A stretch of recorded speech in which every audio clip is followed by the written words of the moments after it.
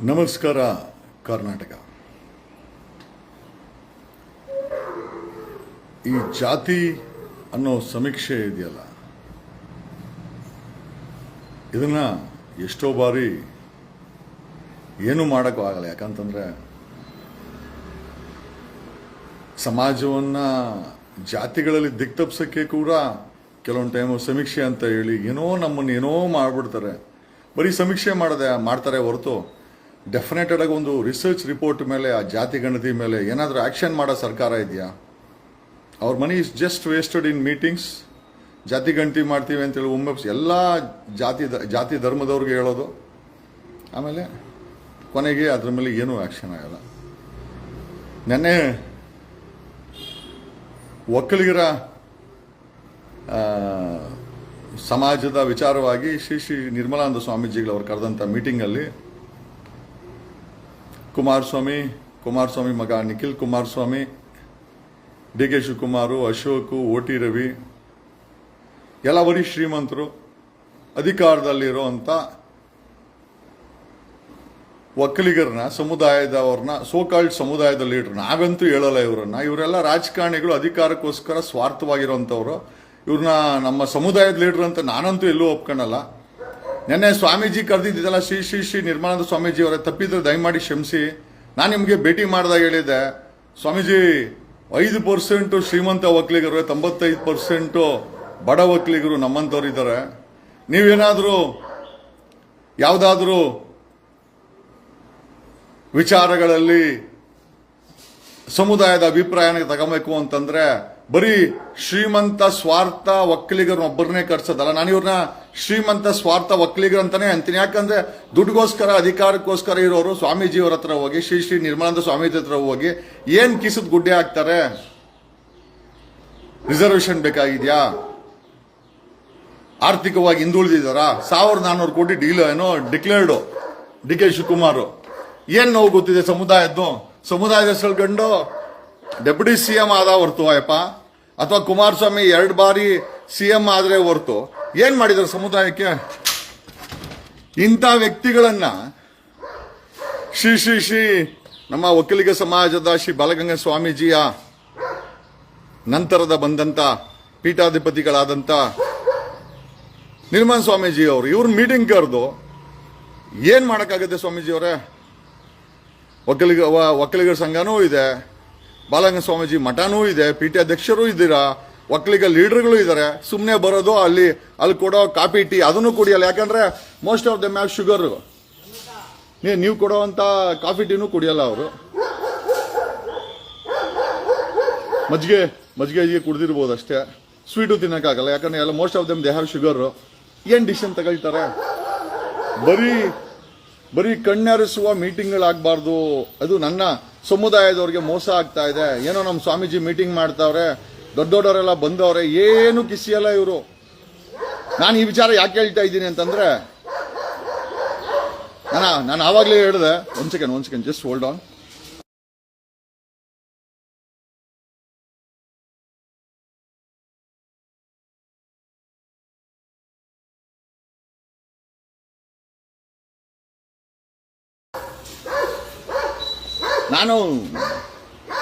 ನಾನು ಯಾಕೆ ನಿರ್ಮಲಾ ಸ್ವಾಮೀಜಿ ಅವರ ಮೀಟಿಂಗ್ ಅಲ್ಲಿ ಬರೀ ಶ್ರೀಮಂತ ಒಕ್ಕಲಿಗರು, ರಾಜಕಾರಣಿಗಳು, ಸಮುದಾಯದ ಲೀಡರ್ ಅಂತೂ ನಾನು ಹೇಳೋದಿಲ್ಲ. ಯಾಕಂದ್ರೆ ಇವ್ರು ಯಾರು ಸಮುದಾಯದ ಲೀಡರ್ ಅಲ್ಲ ಬಿಡಿ. ಅವ್ರ ಮನೆಗೆ ಆಸ್ತಿ ಮಾಡ್ಕೊಂಡ್ರೆ ಅಧಿಕಾರ ಬೇಕು, ಇನ್ನೂ ಹೆಚ್ಚಿನ ಅಧಿಕಾರ ಬೇಕು, ಕಾಸು ಬೇಕು. 1400 ಕೋಟಿ ಡಿಕ್ಲೇರ್ ಮಾಡಿರೋ ಶಿವಕುಮಾರ್, ಇವರೆಲ್ಲ ಹಣ ಮತ್ತೆ ಅಧಿಕಾರದ ಹಿಂದೆ ಬಿದ್ದಿರುವಂತ ವ್ಯಕ್ತಿಗಳು ಸಮುದಾಯದ ಹೆಸರು ಹೇಳ್ಕೊಂಡು ಗೊತ್ತಿಲ್ಲ. ನಾನು ಸ್ವಾಮೀಜಿ ಅವ್ರಿಗೆ ಕಳೆದ ಬಾರಿ ಸಿಕ್ಕಿದಾಗ ಹೇಳಿದೆ, ಸ್ವಾಮೀಜಿ ಅವರೇ, ಈ ನಮ್ಮ ಸಮುದಾಯದಲ್ಲಿ 95% ಬಡವರು, ಸಾಮಾನ್ಯರು, ನಮ್ಮ ತರ ನಿರ್ಗತಿಕರು, ರಾಜಕೀಯವಾಗಿ ನಿರ್ಗತಿಕರು, ಆರ್ಥಿಕವಾಗಿ ನಿರ್ಗತಿಕರು ಇಂಥರಿದ್ದಾರೆ. ಇವ್ರನ್ನೂ ಕೂಡ ಮೀಟಿಂಗ್ ಕರೀರಿ ಸ್ವಾಮಿ ಅಂತೇಳಿ ನಾನು ನಿರ್ಮಲ ಸ್ವಾಮೀಜಿಗೆ ಹೇಳಿದೆ. ನಿರ್ಮಲ ಸ್ವಾಮೀಜಿ ಅವ್ರು ತಲೆಗೆ ಹಾಕೋಣಲ್ಲ ಅದನ್ನ. ಏನಂಗಾರೆ ಏನು ಎಸ್ ಡಿ ಕುಮಾರಸ್ವಾಮಿ ಏನೋ ಈ ಒಕ್ಕಲಿಗರ ಸಮುದಾಯದ ಡಿಸಿಷನ್ ಮಾಡ್ತಾರ? ಅವ್ರ ಮಗ ಮಾಡ್ತಾನ? ಅವ್ರಿಬ್ರೇನ ಒಕ್ಕಲಿಗರು? ಡಿ ಕೆ ಶಿವಕುಮಾರ್ ಒಬ್ಬರೇನ ಒಕ್ಕಲಿಗರು? OT ರವಿ ಅವನೊಬ್ಬನೇನ ಒಕ್ಕಲಿಗ? ನಮ್ಮ ಹತ್ರ ದುಡ್ಡಿಲ್ಲ ಅಂತಂದ್ರೆ ನಾವ್ಯಾರು ಒಕ್ಕಲಿಗ ಸಮುದಾಯನ ಸ್ವಾಮೀಜಿಗಳ ಹತ್ರ ರೆಪ್ರೆಸೆಂಟ್ ಮಾಡಕ್ಕಾಗಲ್ಲ. ಉಸ್ಕೋ ಬಗಾರೆ ನೋಡಿ, ದುಡ್ಡಿದ್ರೆ ಸ್ವಾಮೀಜಿ ಅವ್ರ ಹತ್ರ ಮೀಟಿಂಗ್ ಹೋಗಕ್ಕಾಗೋದು. ನಿಖಿಲ್ ಕುಮಾರಸ್ವಾಮಿನೇ ಆಗಿರ್ಬೇಕು, ಕುಮಾರಸ್ವಾಮಿನೇ ಆಗಿರ್ಬೇಕು, ಡಿ ಕೆ ಶಿವಕುಮಾರ್ ಆಗಿರ್ಬೇಕು. ಯಾಕಂದ್ರೆ ಸ್ಟ್ಯಾಂಡರ್ಡ್ ಇದ್ರೆ ಸ್ವಾಮೀಜಿ ಅವ್ರ ಹತ್ರ ಮೀಟಿಂಗ್ ಹೋಗಕ್ಕಾಗೋದು. ಸಾಮಾನ್ಯ ಜನ ಏನೋ ಸ್ವಾಮೀಜಿ ಹತ್ರಕ್ಕೂ ಹೋಗಕ್ಕಾಗಲ್ಲ, ನಮ್ಮ ಮಾತು ಕೇಳಿಸ್ಕೊಳೋದಿಲ್ಲ. ಸ್ವಾಮೀಜಿ ಕೇಳಿಸ್ಕೊಂಡಂಗಿದ್ರೆ ನಮ್ಮಂತವ್ರನ್ನು ಕೂಡ ಈ ಮೀಟಿಂಗ್ಗೆ ಕರಿತಾ ಇದ್ರು. ಸ್ವಾಮೀಜಿ ಅವರೇ, ನೀವು ಕೂಡ ತಾರತಮ್ಯ ಮಾಡ್ತೀರಲ್ವಾ? ಶ್ರೀಮಂತವ್ರನ್ನ ಮೀಟಿಂಗ್ ಕರೀತೀರಾ, ಬಡವರನ್ನ ನಿರ್ಲಕ್ಷಿಸ್ತೀರಾ. ನಾನು ಇದನ್ನ ಮೊದಲನೇ ಬಾರಿ ಹೇಳಿಲ್ಲ, ಸುಮಾರು ಸತಿ ಹೇಳಿದ್ದೀನಿ. ಮೋಸ್ಟ್ಲಿ ನನ್ನನ್ನು ಕರಿಬೇಕಂದ್ರೆ ಮೋಸ್ಟ್ಲಿ ಅಲ್ಲಿರುವ ಶ್ರೀಮಂತ ರಾಜಕಾರಣಿಗಳು, ಸ್ವಾರ್ಥ ರಾಜಕಾರಣಿಗಳು ಕರಿಬಾರ್ದು ಅಂತ ಮೋಸ್ಟ್ಲಿ ನಿಮ್ಗೆಲ್ಲೋ ತಾಕೀತ್ ಏನಾದ್ರು ಮಾಡೋದೈತಿ, ನನಗೆ ಗೊತ್ತಿಲ್ಲ. ನಿಮ್ಮಂತ ದೈವಶಕ್ತಿ ಇರುವಂತವ್ರಿಗೆ ತಾಕೀತ್ ಮಾಡೋ ತಾಕತ್ ಇದೆಯಾ? ಅವ್ರ ಮಾತನ್ನ ನೀವು ಕೇಳ್ಬೋದಾ? ನಮ್ಮಂತವ್ರನ್ನ ಯಾಕೆ ಕರಿಯಲ್ಲ ಮೀಟಿಂಗ್ಗೆ? Why not? I am also a voice in Karnataka.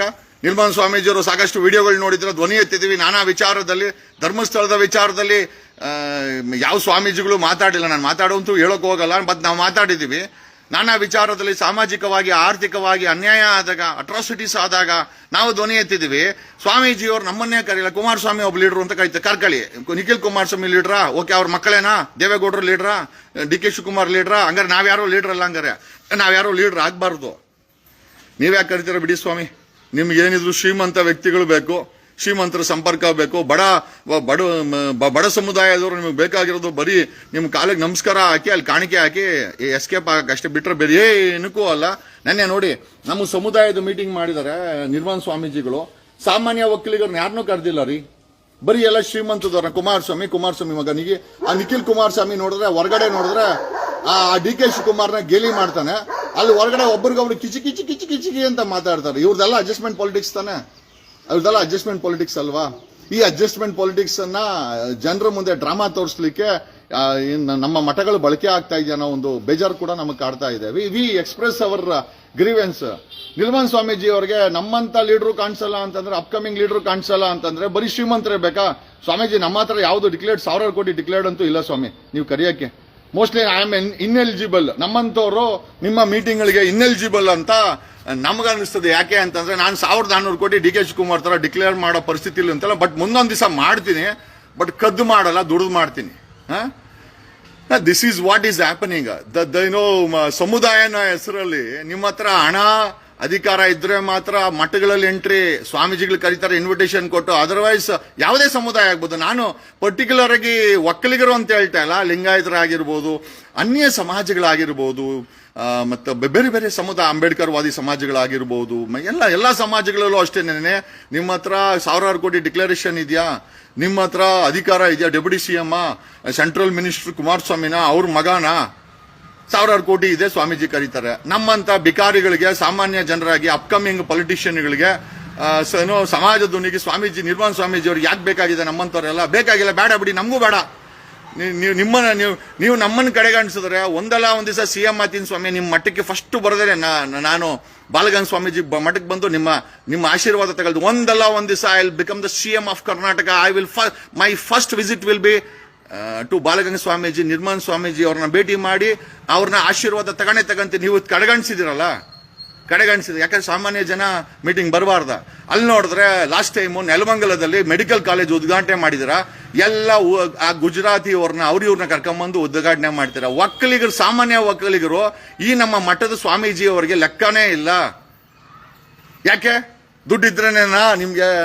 ನೀವು ನಮ್ಮನ್ನ ಚೇರಲ್ಲಿ ಪಕ್ಕದಲ್ಲಿ ಕುಣಿಸ್ಕೊಳ್ಳೋದು. ಕುಮಾರಸ್ವಾಮಿ ಮತ್ತೆ ಡಿ ಕೆ ಶಿವಕುಮಾರ್ ದುಡ್ಡಿಲ್ಲ ಅಂತಂದ್ರೆ ಅಲ್ಲೆಲ್ಲೋ ಅಲ್ಲಿಂದ ದೂರದಿಂದ ನಮಸ್ಕಾರ ಮಾಡಕ್ಕೆ ಅಲ್ಲೇ ಕಾಣಿಕೆ ಹಾಕಿ ಅಲ್ಲೇ ತೊಲಗಿ ಅಂತ. ಇರ್ಲಿ ಬಿಡಿ ಸ್ವಾಮಿ, ನಮ್ದು ಅದೇ ಲೆವೆಲ್ಲೇ ಇರ್ಲಿ, ಏನ್ ಮಾಡಕ್ಕಾಗ್ತದೆ? ಒಂದಲ್ಲ ಒಂದ್ ದಿವಸ ಸ್ವಾಮೀಜಿ ಅವರ ನಿಮ್ಮ ಪಾದವನ್ನು ಮುಟ್ಟಿ ಹೇಳ್ತೀನಿ, ಈ ರಾಜ್ಯದ ಮುಖ್ಯಮಂತ್ರಿ ಆಗ್ತೀನಿ. ಮೊದಲ ವಿಸಿಟ್ ನಿಮ್ಮನ್ನ ಭೇಟಿ ಮಾಡ್ತೀನಿ ಸ್ವಾಮಿ. ನಿಮ್ಮನ್ನ ಬಂದು ನಾನು ನಮಸ್ಕಾರ ಆಗ್ತೀನಿ. Because I know to visit you we need power and I will definitely ನಿಮಗೋಸ್ಕರ ಈಗ ನಾನು ಸಿಎಂ ಆಗ್ತೀನಿ. ನಿರ್ಮಲ ಸ್ವಾಮೀಜಿ ಅವ್ರನ್ನ ಭೇಟಿ ಮಾಡಕ್ಕೋಸ್ಕರ, ನಿಮ್ ಪಾದಕ್ಕೆ ನಮಸ್ಕಾರ ಆಗಕ್ಕೋಸ್ಕರ ನಾನು ಸಿಎಂ ಆಗ್ತೀನಿ, ಕರ್ನಾಟಕಕ್ಕೆ ಬಂದೇ ಬರ್ತೀನಿ.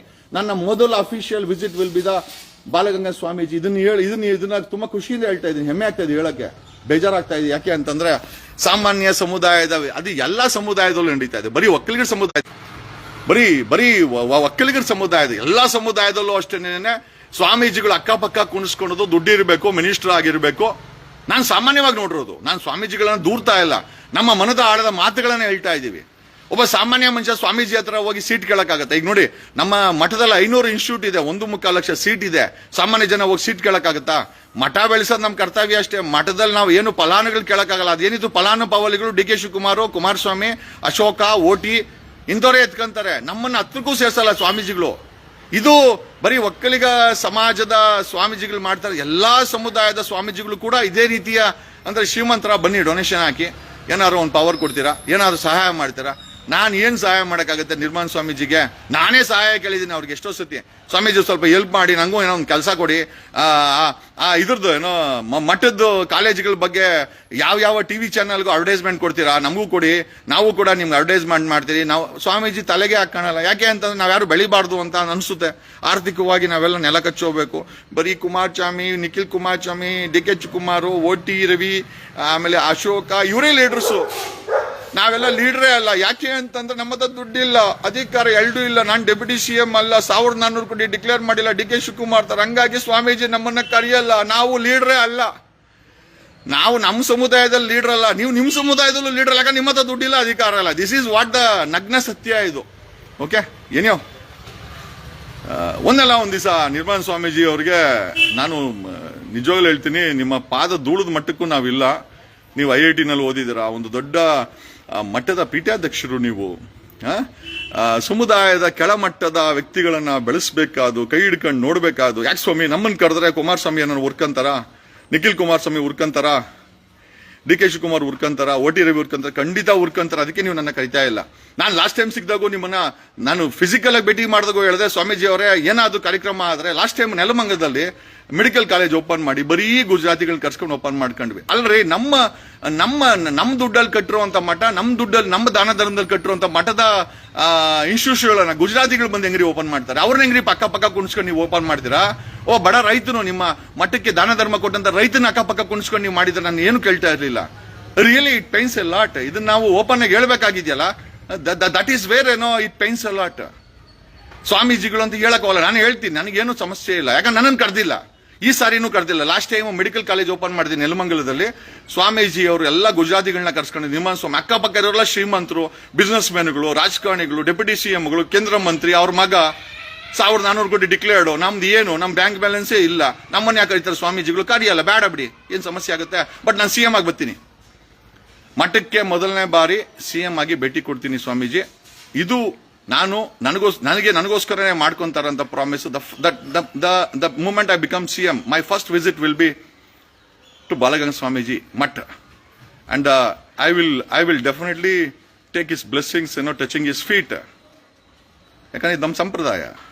ಓಕೆ, ಹೇಳ್ತಾರಲ್ಲ, ಕಸದಲ್ಲಿ ಬಿದ್ದಿರೋ ಮಾಣಿಕ್ಯಗಳು ಎಷ್ಟೋ ಇದೆ ಸಮುದಾಯಗಳಲ್ಲಿ. ಆ ಮಾಣಿಕ್ಯಗಳನ್ನ ರಾಜಕಾರಣಿಗಳೇನೋ ಗುರ್ಸಲ್ಲ, ಸ್ವಾಮೀಜಿಗಳು ಕೂಡ ಗುರ್ಸಲ್ಲ ಅಂತಂದ್ರೆ ಗೊತ್ತಿಲ್ಲ. But still I respect a lot. We have a great respect to ಮಠಗಳು. ಮಠಗಳಿಗೆ ಸಿಕ್ಕಾಪಟ್ಟೆ ರೆಸ್ಪೆಕ್ಟ್ ಇದೆ.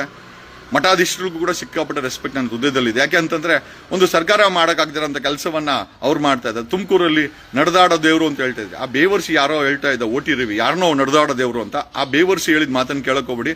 ನಿಜವಾದಂತ ನಡೆದಾಡೋ ದೇವ್ರು ನೋಡಿರೋದು ನಾವು ತುಮಕೂರಿನ ಶಿವಕುಮಾರ ಸ್ವಾಮಿಗಳನ್ನ. ಓಕೆ, 15-20 ಸಾವಿರ ಜನಕ್ಕೆ ಮಕ್ಕಳಿಗೆ ಮೂಟೆ ಹಾಕೊಂಡು ವಿದ್ಯೆ ಕೊಟ್ಕೊಂಡಿದ್ರಲ್ಲ, ಅವರು ನಿಜವಾದಂತ ನಡೆದಾಡೋಂಥ ದೇವರು. ಈ ಬೇವರ್ಸಿಗಳು ರಾಜಕೀಯ ಪುಡಾರಿಗಾರಿಕೆ ಯಾರನ್ನೂ ನಡೆದಾಡ. ನಾವು ತುಮಕೂರು ಸ್ವಾಮೀಜಿಗಳನ್ನ ಒಪ್ಕೊಳ್ತೀವಿ, ನಾವು ಎಲ್ಲ ಸ್ವಾಮೀಜಿಗಳನ್ನ ಒಪ್ಕೊಳ್ತೀವಿ. ಬಟ್ ಏನಂತಂದ್ರೆ ಸ್ವಾಮೀಜಿಗಳನ್ನೂ ಕೂಡ ಕಸದಲ್ಲಿ ಬಿದ್ದಿರೋ ಮಾಣಿಕ್ಯಗಳನ್ನ ಸ್ವಲ್ಪ ಎತ್ತಿ ನೋಡಬೇಕಾಗಿ ವಿನಂತಿಯನ್ನ ಈ ಮೂಲಕ ನಿಮ್ಮನ್ನ ಕೇಳುತ್ತಾ, ಎಲ್ಲಾ ಸಮುದಾಯದಲ್ಲೂ ಸ್ವಾಮೀಜಿಗಳು ಕೇಂದ್ರ ಮಂತ್ರಿ ಕುಮಾರಸ್ವಾಮಿನ ಈ ತರ ಅವ್ರನ್ನೇ ಕರೀತಾರೆ. ಅವ್ರವ್ರ ಸಮುದಾಯದವ್ರನ್ನ, ಬಡ ಸಮುದಾಯದವ್ರನ್ನ ಯಾರು ಪಕ್ಕದಲ್ಲಿ ಕುಣಿಸ್ಕೊಂಬಿಡಿ ಸ್ವಾಮಿ, ಕೆಳಗಾರು ಕುಣಿಸಿ.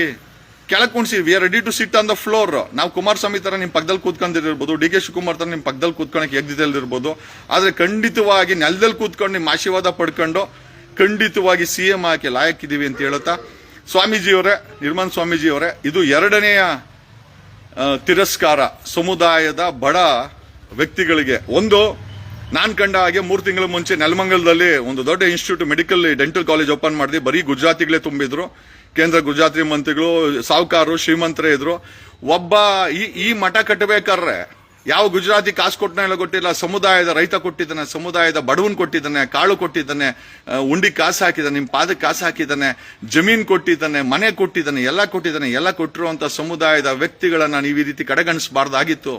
ನೀವು ಗುಜರಾತಿಗಳನ್ನ ಕರೆದು ನೆಲಮಂಗಲದ ಆಸ್ಪತ್ರೆ ಓಪನ್ ಮಾಡಿಸೋದಲ್ಲ ನಮ್ಮ ನಿರ್ಮಲ ಸ್ವಾಮೀಜಿಗಳು, ಅದೇ ಒಬ್ಬ ಬಡ ರೈತರನ್ನ ಕರ್ಕೊಂಬಂದು ಅದನ್ನ ಓಪನ್ ಮಾಡಿಸಿದ್ರೆ ನಿಮ್ಮ ಕಾಲಕ್ಕೆ ನಾನು ನಿಜವಾಗ್ಲೂ ಹೇಳ್ತೀನಿ 100 ಸತಿ ಬಿದ್ದು ಹೇಳ್ತಾ ಇದ್ದೆ. ಬಟ್ ಏನಕ್ಕೆ ಈ ಮಾತುಗಳು ಹೇಳ್ತಾ ಇದ್ದೀನಿ ಅಂತಂದ್ರೆ, ಹಣ ನೋಡ್ರಿ, ಬರೀ ಸಮಾಜದಲ್ಲಿ, ಸರ್ಕಾರದಲ್ಲಿ, ರಾಜಕಾರಣಿಗಳ ಹತ್ರ, ಸ್ವಾಮೀಜಿಗಳ ಹತ್ರನೂ ಅಷ್ಟೇನೆ ಹಣ ಇದ್ರೇನೆ ಹೋಗಕ್ಕಾಗೋದು. ಇಲ್ಲ ಅಂತಂದ್ರೆ ನಾವು ಕಾಲ್ ಧೂಳು ಅಂತ ಹೇಳುತ್ತಾ ಈ ಲೈವ್ ಅನ್ನ ಮುಗಿಸ್ತಾ ಇದ್ದೀನಿ. ದಯಮಾಡಿ ನಾನು ಯಾರಿಗೂ ನೋವನ್ನು ಮಾಡಬೇಕು ಅನ್ನೋದು ಉದ್ದೇಶ ಇಲ್ಲ, ಬಟ್ ನೋವಿನ ಮಾತುಗಳನ್ನ ಖಂಡಿತವಾಗಿ ನಿಮ್ ಜೊತೆ ಹಂಚ್ಕೊಳ್ಬೇಕು ಅಂತ ಅನಿಸ್ತು.